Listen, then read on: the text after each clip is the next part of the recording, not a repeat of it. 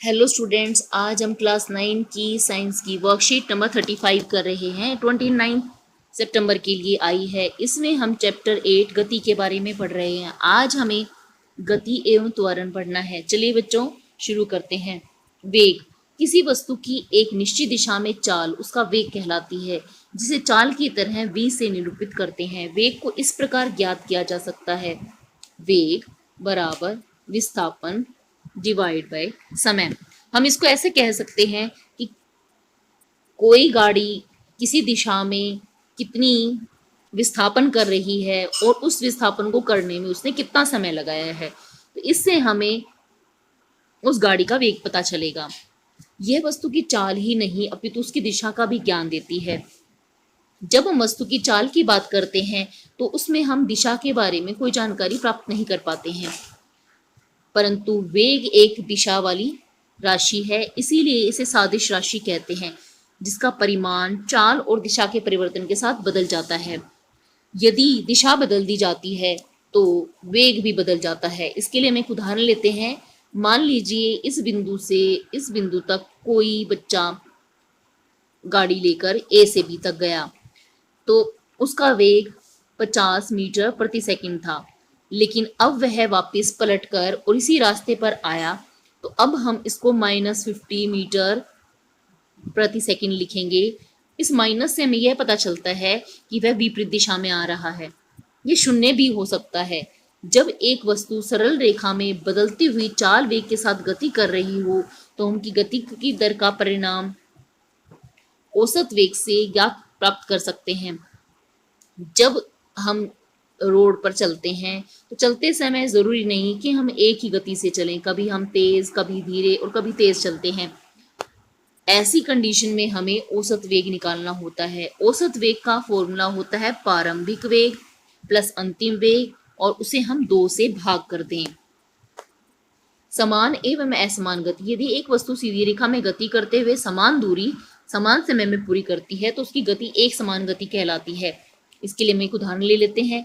मान लीजिए कोई व्यक्ति 5 सेकंड में 10 मीटर दूर तक गाड़ी चला रहा है, फिर अगले 5 सेकंड में फिर 10 मीटर दूर, और इसी तरह से वह समान दूरी समान समय में तय कर रहा है। इसका मतलब है एक समान गति कर रहा है। ऐसी स्थिति में वस्तु का वेग भी समान रहता है, परंतु यदि वस्तु अलग अलग दूरी अलग अलग समय में तय करती है तो वह असमान गति करती है।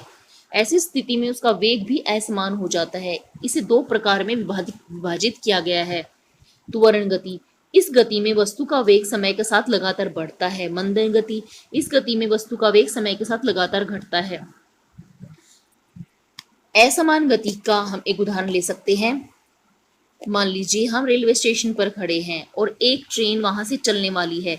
जब ट्रेन चलेगी तो वह धीरे धीरे धीरे धीरे और फिर तेज होती चली जाएगी। इस तरह से उसकी गति में प्रति समय के साथ परिवर्तन आता है और इसी से उसका वेग समय के साथ बढ़ता जाता है। इसे हम त्वरण कहते हैं। अब हम दूसरा केस लेते हैं। मान लीजिए अब ट्रेन दूर से आ रही है और वो स्टेशन पे आकर रुक रही है। तो जब वह स्टेशन पर रुकेगी तो वह एकदम से ब्रेक नहीं लगाएगी, वह बहुत तेज गति से आ रही है और फिर धीरे धीरे धीरे धीरे आकर रुक जाएगी। तो ऐसे समय में समय के साथ उसका वेग घटता चला गया है। इसे हम मंदन गति कहते हैं। त्वरण, हमने जाना कि एक समान गति से चलने वाली वस्तु के वेग में समय के साथ कोई बदलाव नहीं होता। जब वस्तु असमान गति में चलती है तो वह कभी धीमे और कभी तेज होती है। जैसे सड़क पर ट्रैफिक में चलती हुई कार का वेग समय के साथ बदलता रहता है। वेग में समय के साथ हो रहे बदलाव को हम एक अन्य भौतिक राशि से व्यक्त करते हैं, जिसे त्वरण कहते हैं। इसे सूत्र में ए द्वारा व्यक्त किया जाता है। किसी वस्तु के प्रति इकाई समय में वेग में परिवर्तन की माप को त्वरण कहते हैं। इसे इस प्रकार ज्ञात किया जा सकता है। त्वरण तब होता है जब वेग में परिवर्तन समय के साथ होता जा रहा हो,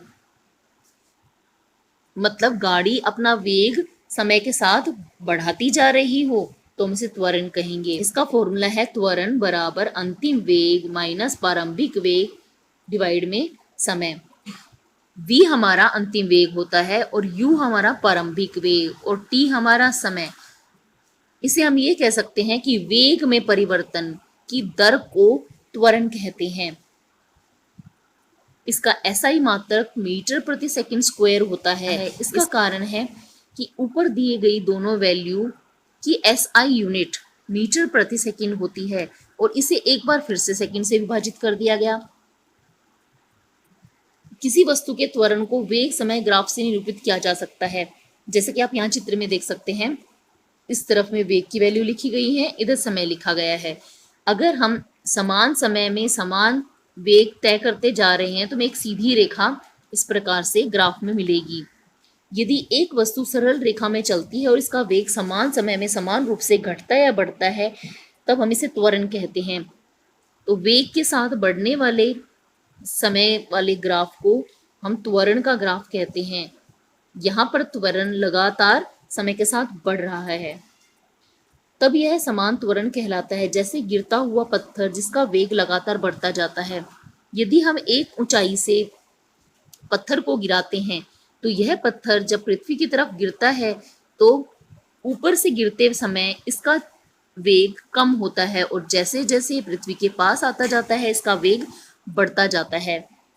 तो हम यह कह सकते हैं कि पृथ्वी की तरफ गिरता हुआ पत्थर त्वरण कर रहा है, उसकी स्पीड या उसका वेग लगातार बढ़ता जा रहा है। यदि एक वस्तु का वेग असमान रूप से घटता या बढ़ता है तब हम असमान त्वरण कहते हैं। जैसे लंबी दूरी में कार की असमान गति, कुछ समय के लिए कुछ वेग है फिर उससे तेज हो गया, और इस तरह से ग्राफ ये असमान गति के त्वरण का ग्राफ है, ये समान गति के त्वरण का ग्राफ है। अब इसे संबंधित प्रश्न उत्तर है, स्वयं को जांचिए। वेग तथा चाल में अंतर बताइए। किसी वस्तु की निश्चित दिशा में चाल उसका वेग कहलाती है, जबकि चाल जब कोई वस्तु निश्चित दूरी किसी निश्चित समय में तय करती है तो हम इसे वस्तु की चाल कहते हैं। यह एक अदिश राशि है, वेग सदिश राशि है। वेग शून्य हो सकता है लेकिन चाल कभी भी शून्य के बराबर नहीं हो सकती। वेग नकारात्मक हो सकता है जबकि चाल की वैल्यू हमेशा पॉजिटिव होगी।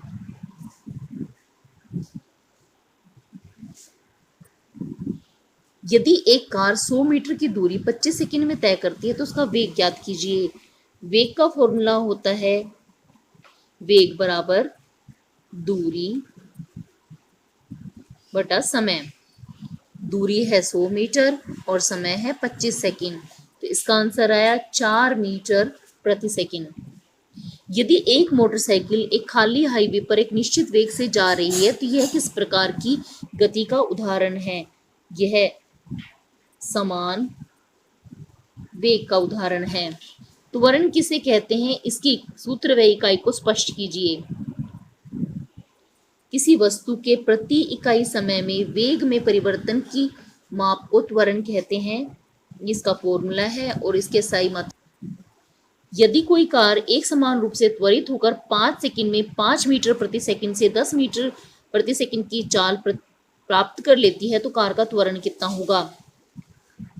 समय है 5 सेकंड, प्रारंभिक चाल है 5 मीटर प्रति सेकंड, अंतिम चाल है 10 मीटर प्रति सेकंड और त्वरण का फॉर्मूला होता है v minus you upon T. तो इसीलिए हमारा आंसर आया 10 - 5/5। यहाँ पर 1 मीटर प्रति सेकंड स्क्वायर की दर से त्वरण हो रहा है। आज की वर्कशीट में हमें इतना ही करना है। जल्द ही हम नेक्स्ट वर्कशीट के सॉल्यूशन के साथ मिलेंगे।